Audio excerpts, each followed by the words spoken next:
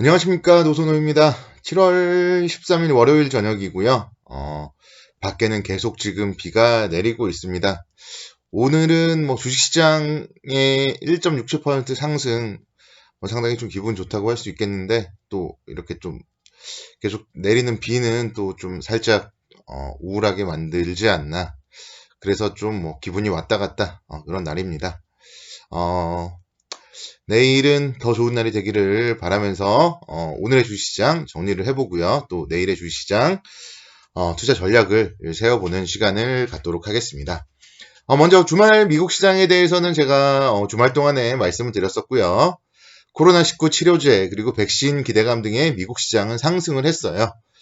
그런 영향으로 오늘 좀 갭상승 출발을 한다면은 오늘 좀 오히려 좀 불안할 수도 있다. 그런 얘기들을 제가 드렸었는데, 그래도 오늘은 양봉을 보여주면서 1.67% 상승 마감을 했습니다.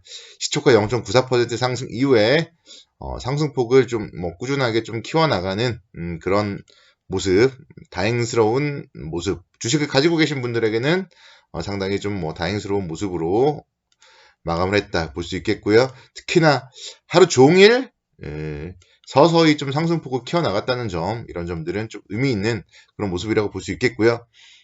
특히 또 수급적으로 기관과 외국인의 쌍끌이 매수세가 오랜만에 유입이 되었어요.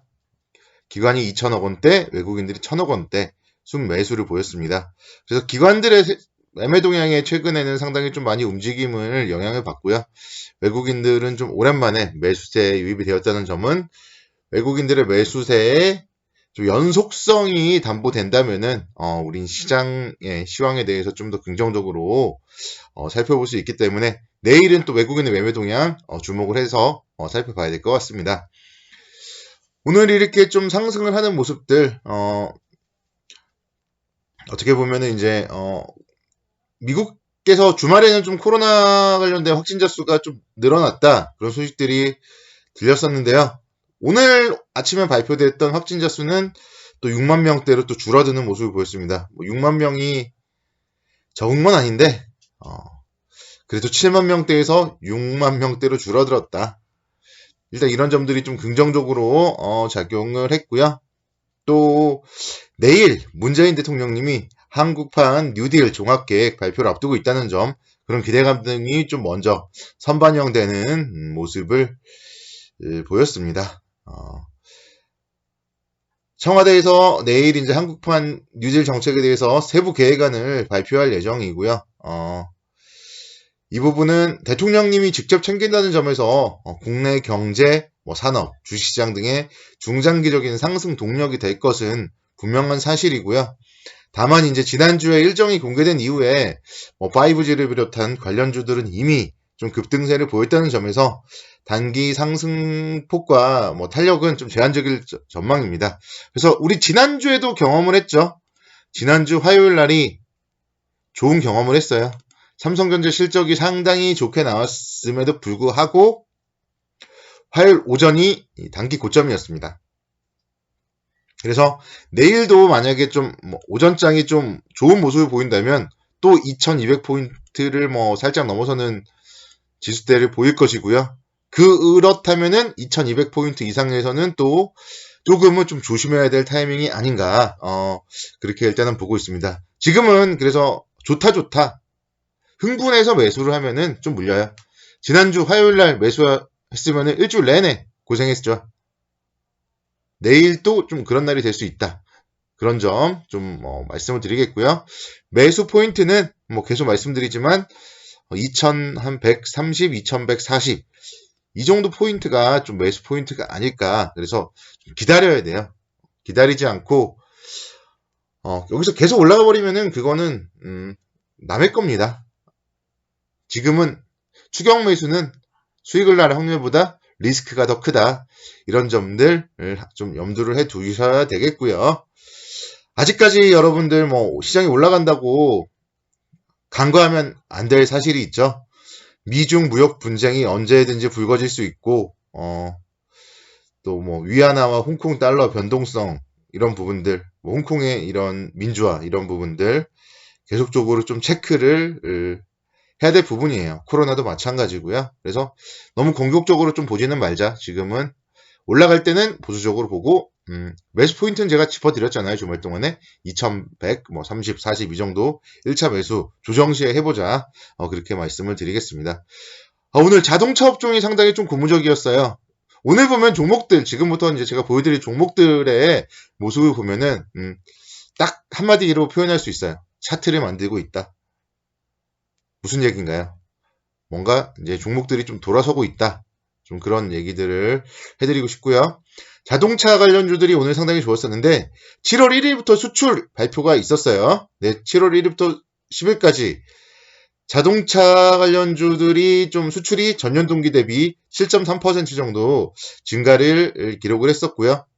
또 이제 내일 정의선 현대차그룹 수석 부회장이 한국판 뉴딜 중에서 그린 뉴딜 분야의 비전과 상세한 추진 계획 등을 보고할 계획을 가지고 있습니다. 그래서 친환경차 이런 부분과 관련된 현대차와 기아차 향후에 좀 상당히 좀 긍정적으로 봐야 되고요. 그래서 현대차 같은 경우 지금 보면은 차트 만들고 있어요. 지금 61선 깨지 않고 있는 상태에서 오늘 또 21선을 돌파하는 모습들. 결국은 10만원대, 이쪽 저쪽에서는 매수 관점으로 접근을 하셔도 무리가 없을 것이고요. 제가, 기아차, 어제 이제, 다음 주에 살펴볼 종목으로 말씀을 드렸는데, 오늘 5%대 상승을 하네요. 기아차도 마찬가지죠, 지금. 오늘 이평선들을 다 뚫어가는 그런 모습. 기관과 외국인들의 이런 쌍끌이 매수세에 유입이 되는 모습을 보입니다. 그래서 자동차 관련주들 좀 상당히 긍정적으로 접근을 하실 수 있겠다 말씀을 드리겠고요. 오랜만에 은행주 한번 살펴볼게요. 하나금융지주도 오늘 5%대 상승을 보였습니다. 지금 21선 27,300원인데요. 21선 100원 앞으로 남겼습니다. 기관과 외국인들의 이런 쌍끌이 매수세에 오늘 유입이 되었고요. 이 은행 관련주들 2분기 이 영업 환경 개선에 따른 수익성 호조 기대감이 좀 주가에 긍정적으로서 작용을 했고요. 미국의 은행주들이 또 주말 동안에 강세를 보였다. 이런 점들이 이제 우리나라의 은행주들 또 가격 메리트가 있단 말이에요. 지금 이 가격대 하나금융지주가 27,000원대 이런 부분들은 정말 상당히 큰 가격 메리트가 있는 자리예요. KB금융도 마찬가지고요. KB금융 잠깐 볼까요? KB금융도 35,350원인데요. 오늘 역시 마찬가지 기관과 외국인들 쌍끌이 매수세에 유입이 되었죠. 21선 돌파했어요. KB금융 같은 경우는. 그래서 이평선 잘 모아가고 있고 바닥권에서 매수 시그널들이 나오고 있다. 이런 점들 긍정적으로 좀 말씀을 드리겠습니다. 제가 이제 현대건설도 어제 말씀드렸죠. 현대건설도 오늘 2.9% 상승을 보이면서 아랫골이 상당히 달리는 이런 모습들 긍정적이었는데요. 역시 기관과 외국인들의 쌍끌이 매수세에 유입이 되었습니다. 그래서 현대건설도 상당히 좋을 것이고요. 오늘은 또 대림산업이 3.5%대 상승을 보였어요. 대림산업도 마찬가지 기관과 외국인의 쌍끌이 매수가 나오면서 21선 돌파하는 그런 흐름을 보였습니다. 보면은 이제 인천 대전에서 3,840억 원 규모의 도시 정비 사업을 수주했다. 이런 소식들이 오늘은 좀 긍정적으로 나왔는데요. 결국은 이제 국내 건설 경기에 대한 지금 이런 회복 국면, 대형 건설사들에는 좀 수혜로서 작용을 할 수 있다는 점이 오늘 대림산업을 통해서 나타났다. 그렇다고 본다면 이런 종목들도 역시 조정을 보였을 때 8만원대 121선을 굳이 깰 이유는 없을 것 같아요. 그래서 크게 문제가 없다면은 이런 종목들 좀 관심 있게 지켜보셔도 무리가 없을 것 같습니다. 오늘 좀 특징적이었던 거는 언택트 관련주들의 하락이에요. 카카오 0.98% 하락, 네이버 0.67% 하락하는 그런 모습을 보였습니다. 자, NC소프트도 한번 볼까요? NC소프트. NC소프트는 그래도 2%대 상승을 했네요. 언택트 관련주들 중에서는 그래도 NC소프트는 상승을 했지만 카카오와 네이버가 오늘 좀 하락을 했다. 이런 점들은 향후에 이제 이런 종목들은 그래서 추격 매수는 좀 자제하자, 이런 부분들 다시 한번 좀 강조를 드리겠습니다. 자, 내일도 성공 투자를 기원하겠고요. 편안한 밤 보내시기 바랍니다. 감사합니다.